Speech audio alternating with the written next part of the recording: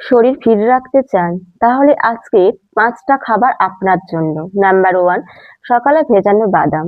সকালে ৪ থেকে ৫টা ভেজানো বাদাম খেলে শক্তি বাড়ে, মস্তিষ্ক ভালো কাজ করে, শরীর ফিট থাকে। নাম্বার 2, প্রচুর পানি। সারাদিন ৮ থেকে ১০ গ্লাস পানি। শরীর থেকে টক্সিন বের হয়, ত্বক ভালো থাকে, শরীর হালকা লাগে। নাম্বার 3, সবুজ শাকসবজি। প্রতিদিন পালং, ধনেপাতা বা লাউ শাক।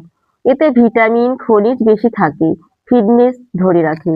নাম্বার 4, ফল, বিশেষ করে আপেল, কলা।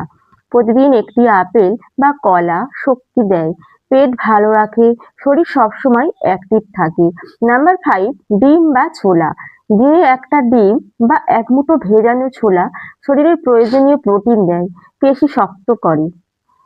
এমন দরকারি টিপস পেতে ভিডিওটা লাইক দিন, শেয়ার করুন, সাবস্ক্রাইব করে পাশে থাকুন।